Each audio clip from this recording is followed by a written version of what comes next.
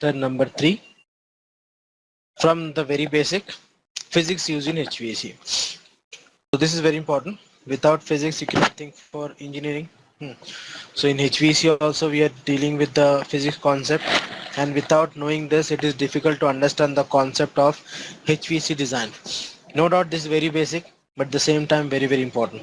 In engineering already you learn about this, but today from in this chapter 3 we are going to learn the same, but application side, not just theoretical, application side. Okay. Next, chapter 3, the actual course from chapter 3, physics using HVAC. So we'll start first with the heat. Why heat? Because in first class we learn about air conditioning, and air conditioning, it means what? Maintaining what? Establish and maintaining some parameters. What are those? First, temperature, right? So the first point is temperature. We have other parameter also, but if you talk about temperature, so to maintain temperature, either we are adding the heat or extracting the heat, right? So heat is very important, and you know this. But before this, you see, people have some confusion, so we'll clear in this session about between. For example,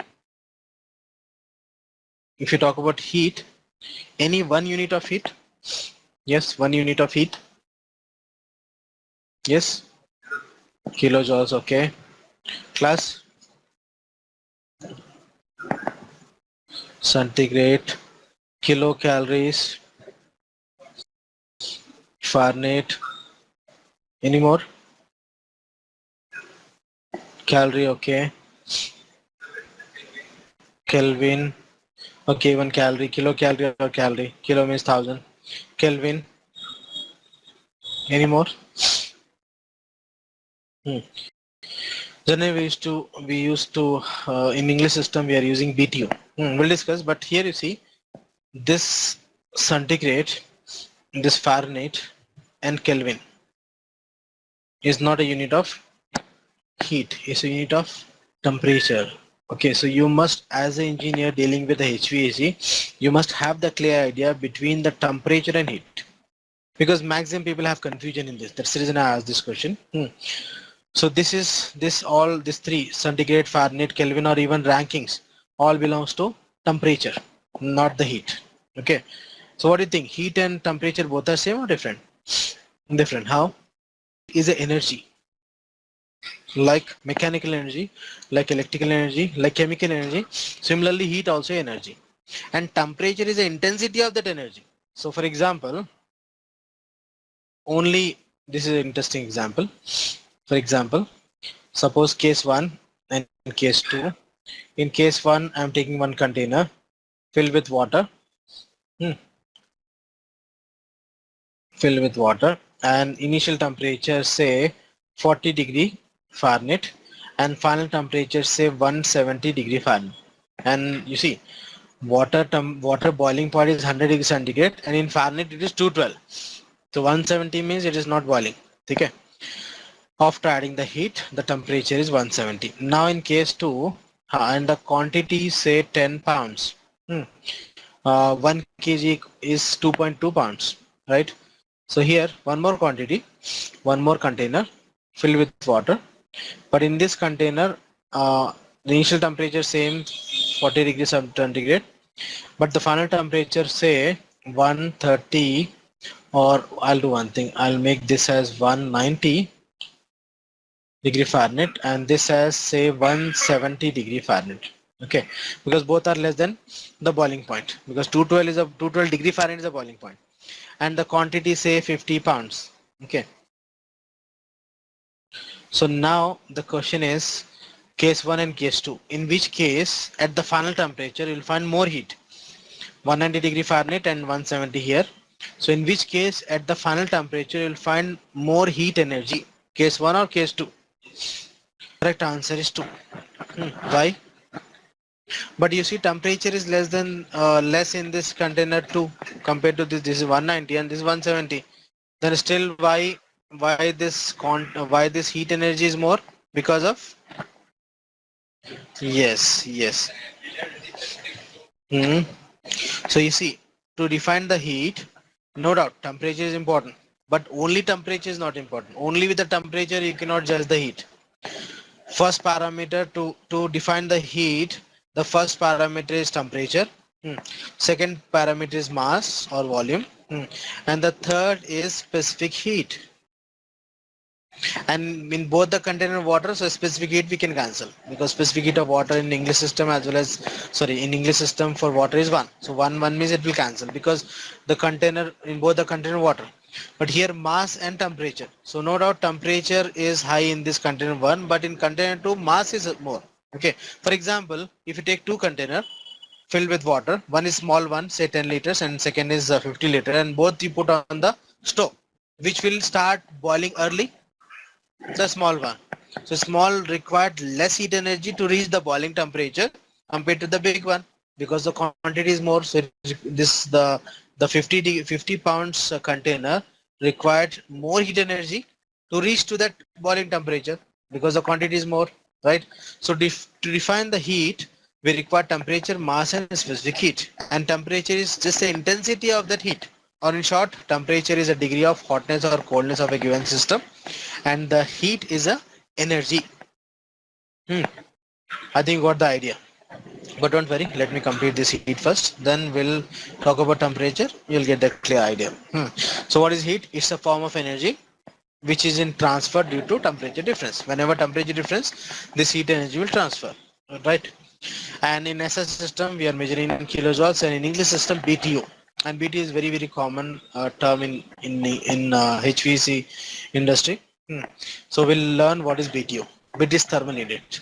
Like kilojoules, you know, in engineering you already learned. But BTU is a new for you. Okay. So what is BTU? British thermal unit. It's a unit of heat, like kilojoules. So if you know 1 BTU, then at the time of load calculation, suppose heat gain through wall. Suppose I got 3000 BTUs. Heat gain through glass, say 2000 BTU. So all these sources of heat gain at the time of load calculation in English system, we are measuring in terms of BTU. So this is very important to discuss. So if you know 1 BTU, then you can understand at the time of calculation about the quantity of heat. You'll get the idea. So today we'll learn what is 1 BTU. Okay. So this is very simple. Suppose if I take this container, ignore this tube, test tube, this container filled with water, say 1 pound quantity. By pound, because BTU is English system, so pound is English system, we cannot use kg. And initial temperature say 60 degree Fahrenheit. And after adding the heat, the temperature increased to 61 degree Fahrenheit. Because of how much adding, because of how much quantity of heat? 1 BTU. So it means what? 1 BTU the heat is a heat energy responsible to increase 1 degree Fahrenheit of 1 pound of heat. So we can conclude now the specific heat of water in English system is 1. You can write here. Specific heat, you can write somewhere here. Specific heat of water in English system is equal to 1.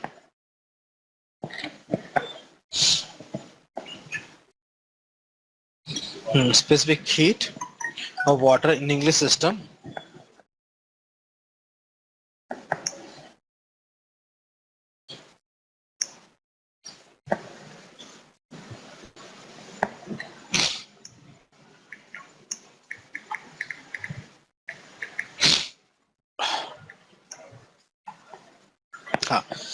so specific heat of water in English system is 1, because 1 degree, to increase 1 degree of 1 pound of water, 1 BTU is required. So what do you think? 1 BTU is a small energy, heat energy, or big? It's very limited. 1 BTU is responsible to increase 1 degree Fahrenheit of 1 pound. So it's not a big amount of energy, no? It's a very limited. But with this, you can understand at the time of load calculation, when you get 500 BTUs, 1000 BTUs, you'll get the idea about the heat energy. So this is important. Now, to understand this or to get more clear idea, one more example, I'll change this parameter. For example, instead of 1 pound, suppose I'm using say 10 pounds.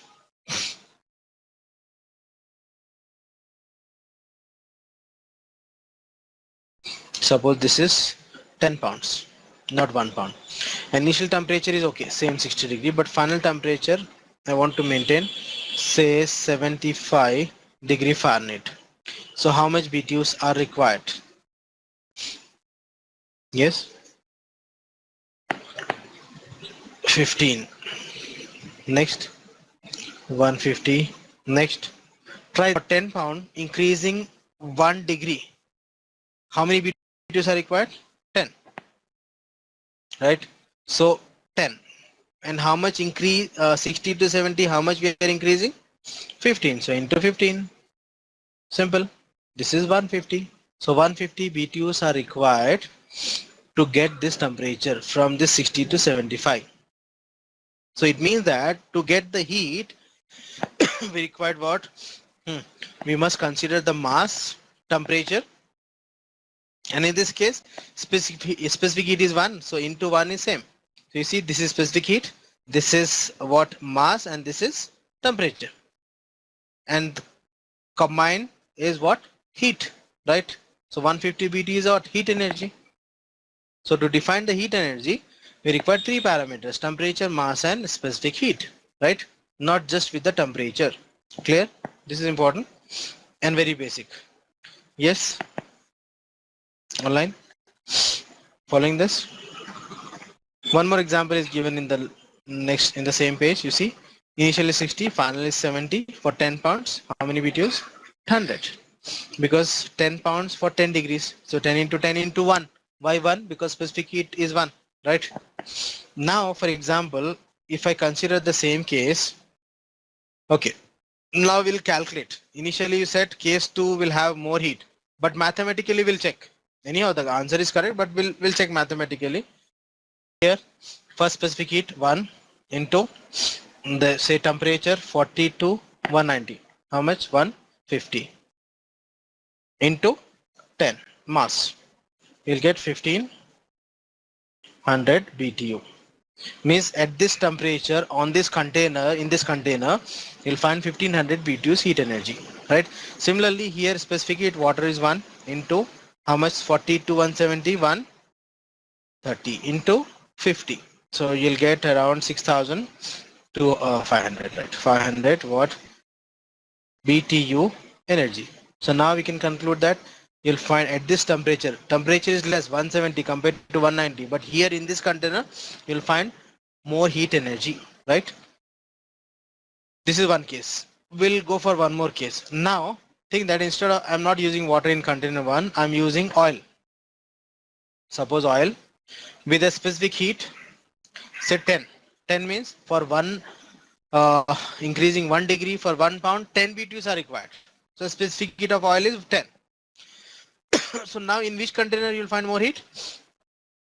Case 1. So because this will be 10 na? So this will be 15,000. So now in container 1 you'll find more heat, right? Clear? So why we are discussing in detail? Because the first parameter of air conditioning is maintaining temperature, and maintaining temperature either extracting the heat in summer and adding the heat in winter. So heat is very important. Okay. So heat and temperature interrelated na? So instead of this page number 10 topic unit of preparation, directly I'll jump to page number say 13 for temperature, because let me complete the temperature first, because both are interrelated. Okay, so now we'll discuss about temperature. So in order to understand this, I'll give you a simple idea, and you know this, you know the molecular structure of what? Solid, liquid and gas. So the molecular structure of solid is what? Closely packed, right? Say like this. Say this is ice. Ice means solid, na? Then I'm adding the heat. The ice convert to water or liquid. So this is water. And in the water, the molecular structure is somewhat loose, right? You know. And further I'm adding the heat. This water convert to vapor, means gas. Solid. This is solid. This is liquid, and this is gas. So in vapor, further it will the distance further increases, na? Why this happen? Because of the heat, temperature increase.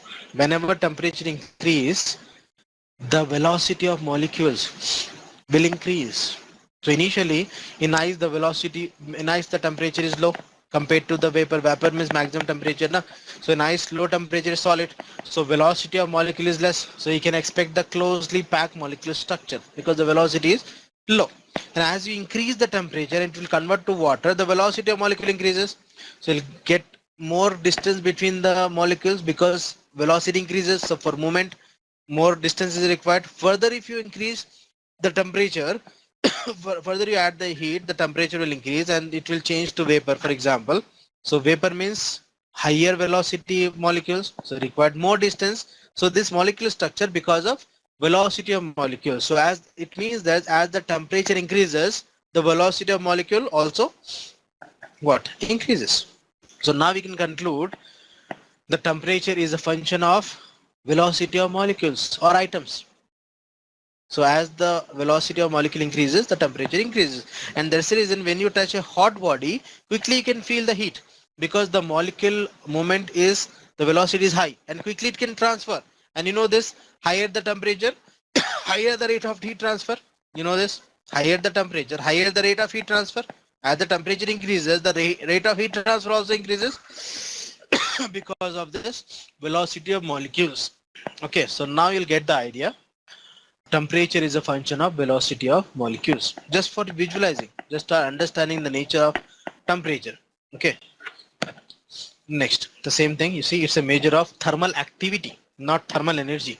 Thermal energy is enthalpy, means heat, and thermal activity or intensity is the temperature, right? So it's a measure of thermal activity or intensity in a body, or it's a degree of hotness or coldness of a given system, and this activity depends on moments of molecules, nothing but velocity of molecules. Okay, so it not mean that higher the velocity, higher the heat energy. Higher the velocity means higher the temperature. We discuss in this example, higher temperature in the case 1, but not the means higher energy in case 2 in this 117 case 1, right? We'll talk about temperature scale. We have total 4 scales: centigrade, Fahrenheit, degree centigrade, degree Fahrenheit, Kelvin and Rankine. But Kelvin and Rankine we are not using in generally in HVAC. So most commonly we are talking about centigrade, also known as Celsius, and Fahrenheit. So we'll discuss between these two scale, and this is important and this is very basic for an HVAC engineer, especially for conversion from centigrade to Fahrenheit and Fahrenheit to centigrade. And one more important point in this we'll discuss. Let me show you the scale first. Okay, so first Celsius, nothing but centigrade, and second is Fahrenheit. And for both I am taking water as example. H2O. Is this visible? You can follow the notes also. So centigrade, Celsius and Fahrenheit.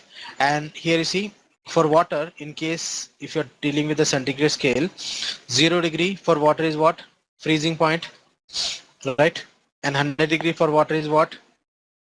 Boiling point. At what? Generally 0 degree freezing and 100 degree boiling at atmospheric pressure. If you decrease the pressure, the value may vary. So we are considering this as standard. And in between 0 and 100, how many divisions? 100 divisions, right? 0 and 100, 100 division, and each division is called 1 degree centigrade, right? Simple. Now, if I compare with the Fahrenheit scale, physical distance. So for example, this is 10 centimeter scale, the physical distance. For this also physical distance is same. Physical distance for both the scale is same, right? But here for water, if you talk about Fahrenheit scale, we are considering 32 degree Fahrenheit as freezing point, and boiling point will consider as 212 degree Fahrenheit. And in between how many division? 32 to 212, 180 division. 212 minus 32 is 180, and here 0 to 100, 100 division. But physical distance is same, right? But here 100 division, here 180 division, and each division is called 1 degree Fahrenheit. So we have two difference in the scale. First difference is the starting point. Here this is 0 and this is 32 with respect to water. And the second difference is division. For the same physical distance, here 100 division and here 180 division.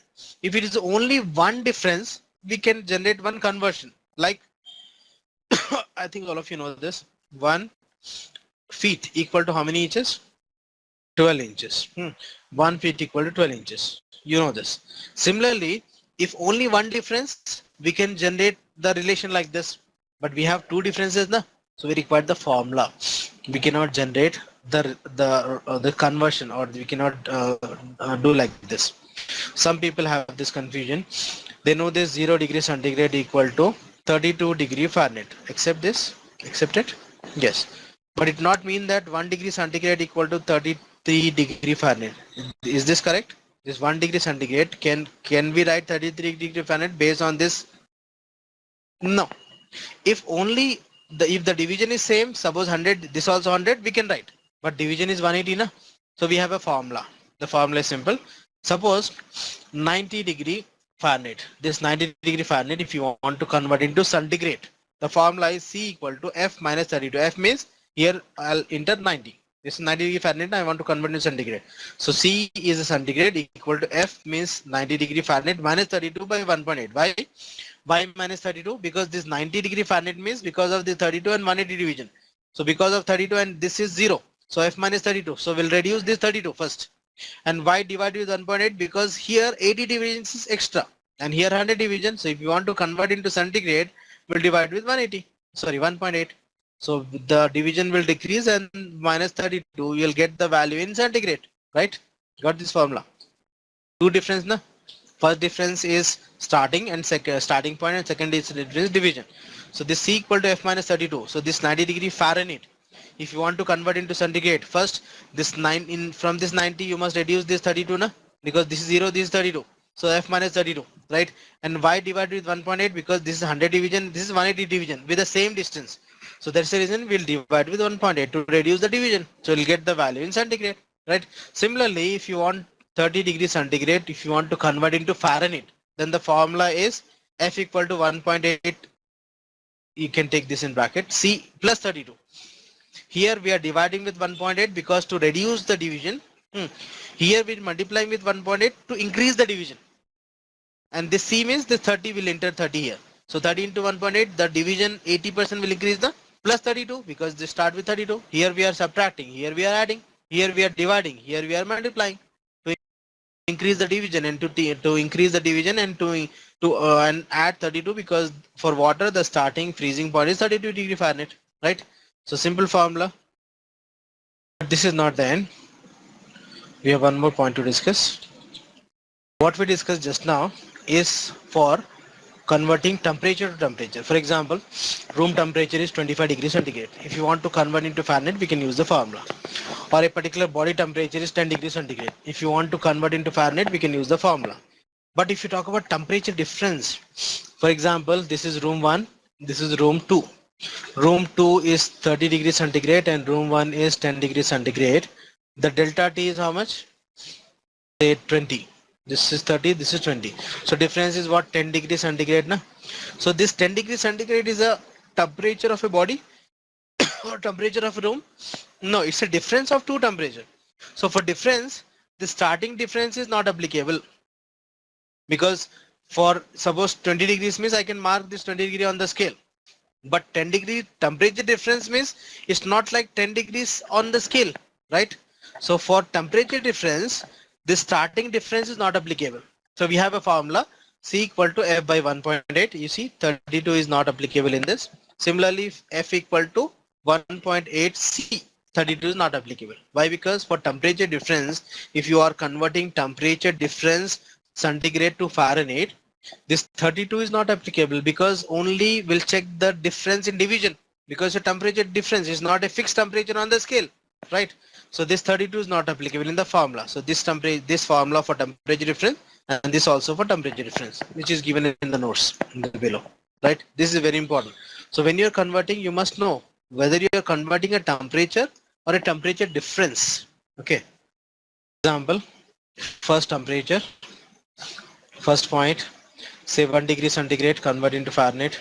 Second point, say 110 degree Fahrenheit, convert into centigrade. Third, 50 degree centigrade, convert into Fahrenheit. Fourth, 10 degrees centigrade, convert into Fahrenheit. Fifth, minus 40 degrees centigrade, convert into Fahrenheit. And for delta T, this is temperature difference, 10 degrees centigrade. Yeah, quickly convert this. And I'll give you the formula. Already is there in the notes. You can pick from your notes. Centigrade is how much? 33.8 degree Fahrenheit. Correct. Next, 110 degree Fahrenheit. 43.3 degree centigrade. Yes, no. Next, other. What an important point to discuss. Remember, at this may ask in interview also. At minus 40, the difference of both the scale is 0. So minus 40 degree centigrade equal to minus 40 degree Fahrenheit. This is one important point. In many competitive exam, you'll find this question. So at minus 40 degree centigrade, in Fahrenheit also same, means at minus 40 the difference of both the scale is 0. But again it will continue with minus 41. Only at minus 40 it is 0. Okay. And what about this delta T 10 degree centigrade? The difference is there in the notes. Notes mein hai dekhiye. Of the last point, at minus 40 the difference between both the scale is 0. You can highlight this. Now what about 10 degree centigrade? 18, because delta T formula F C equal to F by 1.8. 32 is not applicable because the delta T na temperature difference. So F is or F equal to 1.8 C. That's it. So 1.8 into 10 is 18 degree Fahrenheit. And you see the big difference. This is 10 degree centigrade, the result is 50. This is also 10 degree centigrade, but the result is 18. The difference is more than double. This is 18 and this is 50. So understand the importance of temperature and temperature difference. By mistake, instead of 18 in the calculation, if you take 50, whole calculation will affect. For example, instead of INR in the fee structure, if I add dollar, the difference is almost 64 to 5 times higher. So I understand the importance of units and conversion. Anyhow, in this chapter 3, we'll talk about more about the units and conversion for other physical characteristics also, like length, area, tonnage, etc. But at this level, what we learn is related to temperature. Okay, so this is the end of today's session. Go